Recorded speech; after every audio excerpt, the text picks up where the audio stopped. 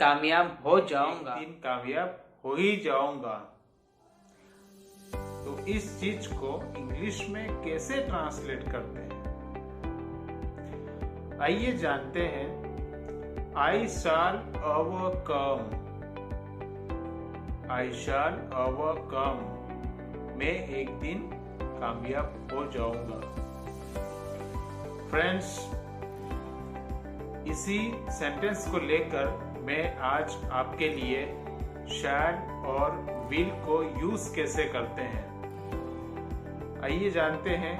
मैं आपको बताना चाहूंगा शैल और विल को कैसे यूज करते हैं, कैसे अलग अलग सिचुएशंस में, कैसे अलग अलग उसको सेंटेंस में यूज किया जाता है, कैसे अलग अलग फ्यूचर्स में या कंप्लीट फ्यूचर्स में इसको यूज किया जाता है। तो आइए जानते हैं, मेरे साथ देखते रहिए वीडियो।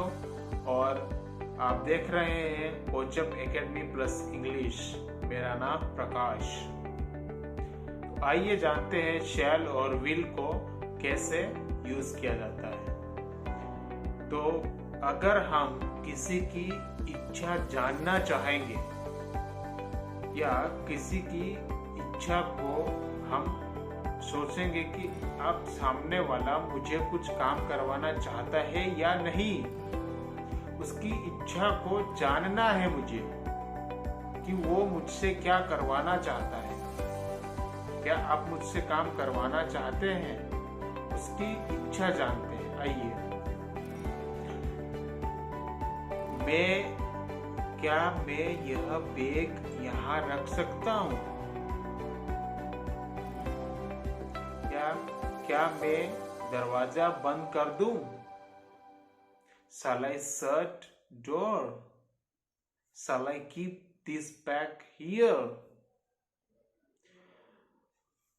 और क्या मैं आपके लिए एक ग्लास पानी ला सकता हूं? Shall I get a glass of water for you? तो ये है किसी की इच्छा को जानने का तरीका है, जहां पर हम शाल को यूज करते हैं। और जहां पर किसी की इच्छा को जानने का एक आसान तरीका होता है, या उस सिचुएशन में हम अगर कहेंगे तो आई और वी के साथ शाल को यूज किया जाता है। आइए एक बार हम एग्जाम्पल के साथ और देख लेते हैं, आई और वी के साथ हम कैसे शैल को यूज करते हैं। आई शैल राइट ए लेटर, क्या मैं एक लेटर लिख सकता हूं? क्या मैं एक लेटर लिखूं? या we shall do something for good, क्या हम कुछ अच्छा कर सकते हैं? We shall do something good, हम अच्छा करेंगे, हम अच्छा करेंगे। लेकिन इसमें कोई श्योरिटी नहीं है फ्रेंड्स। जहां पर हम शैल का यूज करते हैं तो सोच रहे होंगे कि फ्यूचर में अगर किसी सेंटेंस का फ्यूचर का सेंटेंस हो तो उस चीज के लिए हम हमेशा विल को यूज करते हैं। तो आप सोच रहे होंगे कि यहाँ शैल को कैसे यूज किया जा रहा है। तो फ्रेंड्स, मैं आपको बता दूंगा कि शैल को भी फ्यूचर के लिए यूज किया जाता है। विल की जगह पर हम शैल को भी यूज कर सकते हैं आसानी से, लेकिन इसका एक कंडीशन होता है फ्रेंड्स। मैं आपको बता दूं, विल और शैल जो होता है इसमें थोड़ा सा डिफरेंस है। आप जानिए उस चीज को। विल जो होता है वो भविष्य में किसी काम को कंप्लीट करने की सिचुएशन को एक्सप्रेस करता है, और शाल जो है वो फ्यूचर में या भविष्य में किसी क्षमता को कंप्लीट करने की सिचुएशन बताता है, लेकिन इसमें एक कॉमन डिफरेंस है जो कि विल में 50% या 10% भी इसमें कोई भी पॉसिबिलिटीज ना हो, ऐसा कुछ नहीं है। विल में 100% श्योरिटी होती है कि वो जो काम करने वाले हैं फ्यूचर में वो डेफिनेटली होगा, और शाल में 50% पॉसिबिलिटीज कम हो जाती है कंपैरिजन विल के।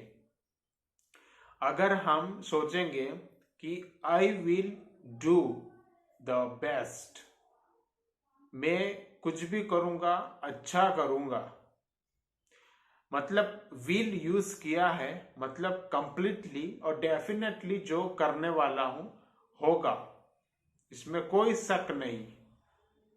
और अगर मैं कहूं आई शैल डू माई बेस्ट, मैं कुछ अच्छा करूंगा, लेकिन शैल 50% श्योरिटी है या 50% पॉसिबिलिटीज है, पॉसिबिलिटीज 50% है, पॉसिबिलिटीज 50% नहीं है।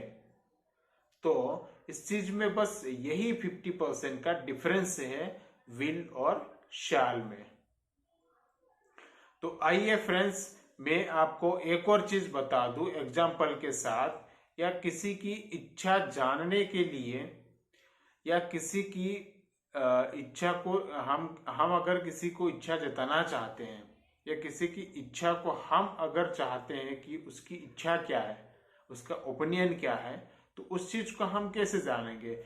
तो example, shall I get that cup of tea for you, क्या मैं आपके लिए एक कप चाय ला सकता हूं। हम उसको, ये सामने वाला पर्सन जो भी है, उनको उसका ओपिनियन पूछ रहे हैं।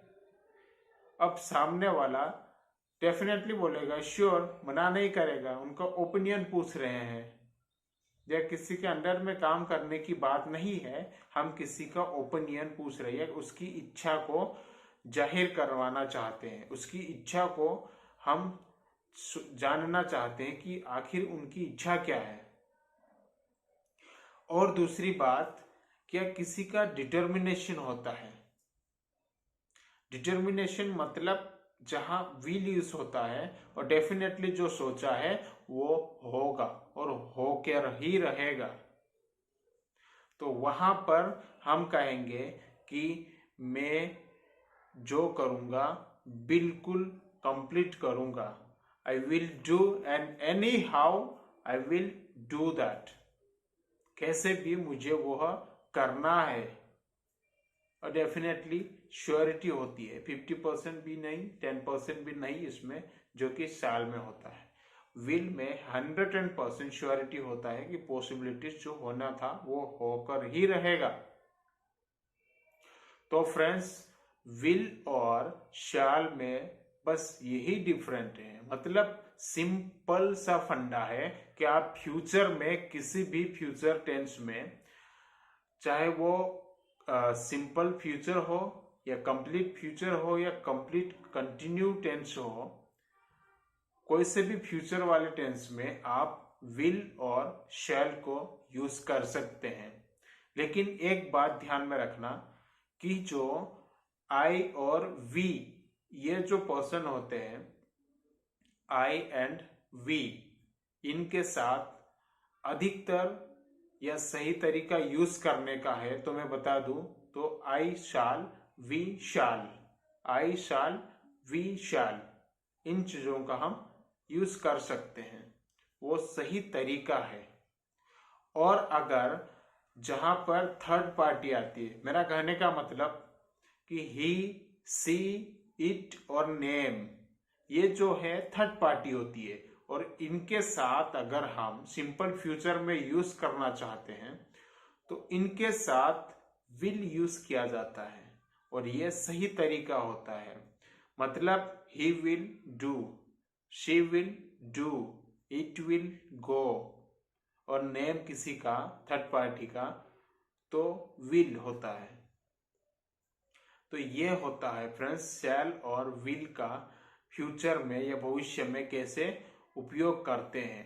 तो आइए फ्रेंड्स और ऐसे बहुत ही रोमांचक वीडियो जो कि आपको इंग्लिश सीखने के लिए बहुत ही सही तरीका है, आपको सीखने का बहुत ही सही जरिया है। आप आइए देखते रहिए मेरे वीडियो को, बने रहिए और पूरा वीडियो देखने के लिए आप कोशिश कीजिएगा। ऐसे और भी मैं वीडियो आपके लिए लेकर आते रहूंगा और इसके लिए आपको साइड में बेल आइकन होगी, उसको प्रेस कीजिए ताकि मेरा और भी आने वाला वीडियो जो होगा जो कि आपके फ्यूचर के लिए बेनिफिशियल रहेगा। तो ऐसे वीडियो को पाने के लिए कहने के अकॉर्डिंग या बिना किसी के पूछने के अकॉर्डिंग आपको डायरेक्टली आपको नोटिफिकेशन के थ्रू वीडियोस नए जो भी है मैं अपलोड करते रहूंगा वो आपको डायरेक्टली मिल जाएगा। तो इसके लिए साइड में बेल आइकन होगा, उसको प्रेस कीजिएगा और सब्सक्राइब कीजिएगा और शेयर करना बिल्कुल ना भूलिएगा।